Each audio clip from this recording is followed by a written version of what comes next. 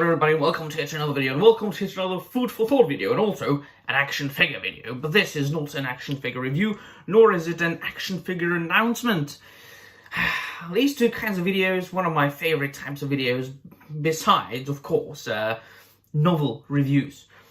It is a commentary upon something that, well, I have been a witness of on a daily basis, me being an action figure collector, as you can see behind me. If you could see the entire collector's room, which has been in the state of remaking for the last year and a half. So I promise, once I finish it, it's going to be one hell of a tour video. However, I've been getting more and more in the last couple of years into independent companies. More or less independent. There are companies that have become big at this point, so might not even be sure if they still could be considered independent. But let's say that as far as action figures and or comic books as well, because this could be about comics as well, let's say that those action figures, those products that are not being sold in regular toy shops on a regular basis, or that are not mass produced and sold at supermarkets such as you've got Walmart in America and Targets. We've got things like Tesco's and things like that in Europe. So it's not about your Hasbros, it's not about your NECAs, it's not about your McFarlanes. It's about manufacturers that might have started in the past through Kickstarters or other crowdfunding campaign sites, manufacturers who are trying to do something that either is not being done by the mainstream, or it's being done but they want to make it better. So the prime and chief example is the Four Horsemen Toy Design, which is my favorite manufacturer at this moment and has been for a long time. I love fantasy, it's my favorite genre, and their action figures, the 1/12 scale action figures, are just out of this world. I'm not a sycophant. They have their issues and they have stumbled, but we all stumble, right? What matters is how you manage to get up. Isn't that a line from one of the Rocky films? And they have so far managed to deal with some of the hiccups very decently. Most of them, actually. But all in all, like 90% of everything being done by the Four Horsemen Toy Design is like top notch.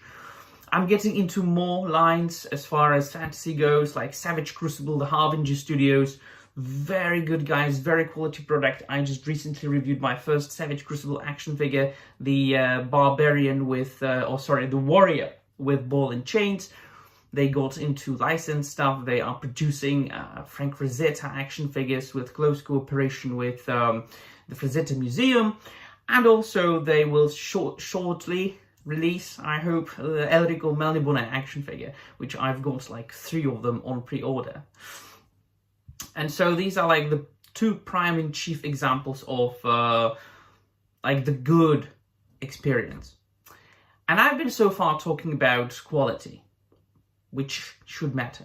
However, I have been a witness to the internet trend of the internet personality.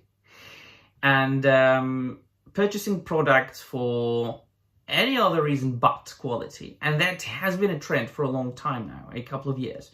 And this is a very big deal in the American comic book independent scene, but also to a certain extent in an action figure scene.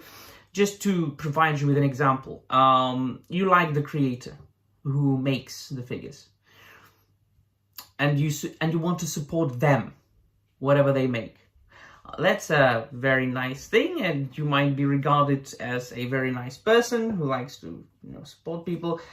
And then, of course, it depends. Like if it's their first product, if it's their first crowdfunding campaign, and if they present their product well, you might do or make the leap of faith, believe in them, invest your money in them.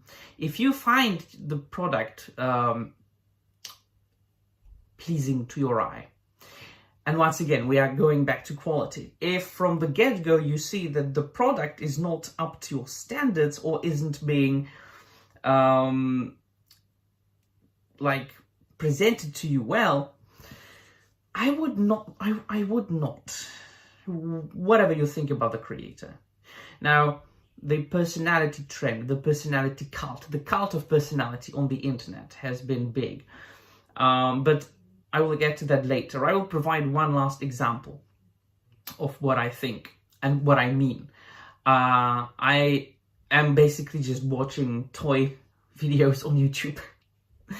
I've long gave up on pop culture influencers, and I've never really watched them or followed them, but I used to watch a video or two. Now zero, nothing. But I do watch toy videos because I collect, so I want to know the news and the reviews and things like that. So from time to time I do pop up a podcast or a live stream on YouTube. So I'm following this guy called the 3PO8 podcast. He is a toy guy on YouTube who makes toy videos and who also makes live streams. And one of his co-hosts is Bobby Valla from the Valaverse company, and they make high quality 1/12 scale military figures, basically your independent G.I. Joes. And I love and I agree with Bobby Valla's approach towards quality and towards business and towards how you should treat customers.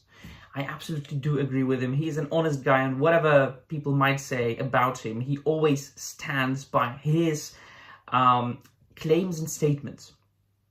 And he's a veteran of the comic book industry. He used to work at Hasbro. So yeah, I like him, but I don't buy his toys, and I will probably never buy his Action Force line because I am not into military action figures. It's just at all. It's not my cup of tea. As simple as that. I've checked them out on the internet. I just, out of curiosity, checked out the reviews and the review videos, and they seem to be of a high quality, but not for me. Thank you very much. It's not my cup of tea. But I do still watch their live streams because Bobby Valla also provides a very insightful commentaries upon the action figure industry and how things are made, and sometimes he provides us with some information, from behind the scenes. Very interesting, fascinating, grasping. The toys, not for me, thank you. I'm sure they're of a high quality. They are receiving great reviews. Valaverse is growing as a company more and more and more. It's already a big company, but it's just not my cup of tea.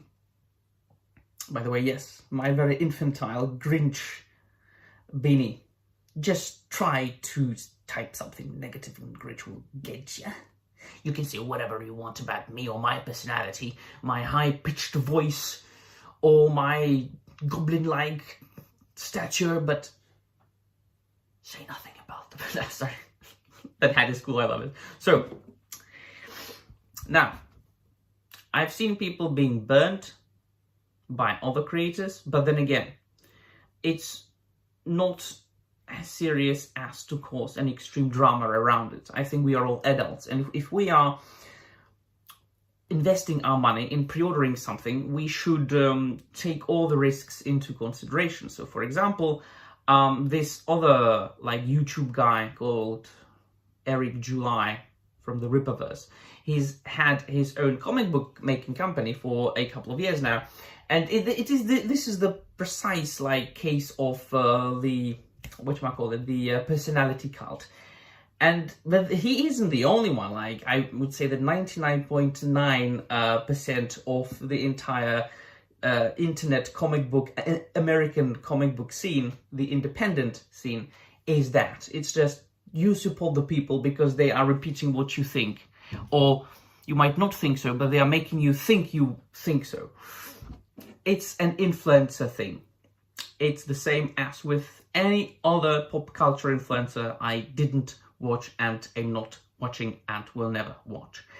With the difference that they are producing things that I have checked out, and I have got reviews of them on my channel. I've reviewed about 3 or 4 Rippaverse comic books, and they are not up to my standards. They are of a subpar quality. I can't do anything about it. I can't force myself to like something which isn't good. I'm sorry. not supporting this company, but do I go out of my way to bash the fella each and every single day? No. He's got his fans who support him because they like him. Fine, cool. But I just don't like the way, he's making his things, because they are not good. So, but he came into my attention again recently because he made an action figure, and I'm an action figure guy too, so come on. And it's of an character of his own, Isom. I suppose it's his like his flagship character of his own world. I've reviewed one of these comic books, not good.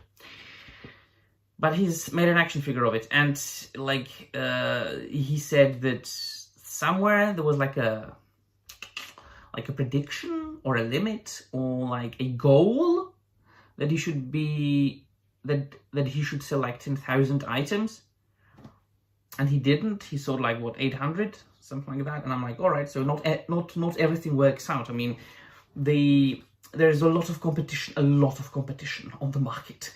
Like, as I said multiple times in my videos, we live in a golden age of collecting. There's everything and anything you could possibly imagine if you are an action figure collector. All the genres, all the scales, all the types of articulation or detail, it's paradise. So obviously not everybody will become the Four Horsemen toy design. But I have seen people like mocking him and laughing at him. I mean, all right. I see that the internet is a place to mock people and laugh at them, but I mean, come on. Are we really adults here or not? But at the same time, I'm not really a fan of people mocking Hasbro for failing at their HasLab campaigns. So some of those things got funded, and some didn't. It's like, obviously, not everything will be the jackpot, right? But then again, going back to the quality, why didn't enough people purchase or pre-order that Isom figure or that HasLab figure? I think that we are finally getting back to the quality thing, aren't we? I've checked out both those products and the commercial and the advertisement, the promotion that those people did, be it Hasbro or Eric July. And I found both these two things, both Isom figure and the HasLab Tron figure, which is the latest product. And it's, as of this point, November the 23rd. As of this point, it doesn't look like the HasLab for Tron figures, those little things, will found. I find both these products not interesting and of a subpar quality in my eyes.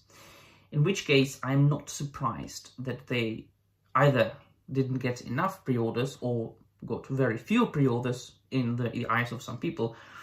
I mean, 800 figures, it's not that few. But the HasLab, not very nice either. But still, I do see people purchasing products and buying products by dozens or hundreds even, spending thousands of dollars or euros, whatever you want, just because of the personality. But unfortunately then, you have to count with that fact that you might get, it's not 100% rule. You might like the person and the product, which is, for example, the case of the Four Horsemen toy design for me. So it's like a jackpot, right? I like the guys at Four Horsemen. I love their figures. I'm able to say they have made some hiccups. But if you just purchase something to support the creator, you must consider that you might get burned. And if you do, don't cry, because you're an adult, obviously, with some disposable income that you can spend buying toys or comics, and you should behave like so. So, finishing thoughts, my recommendation: buy quality.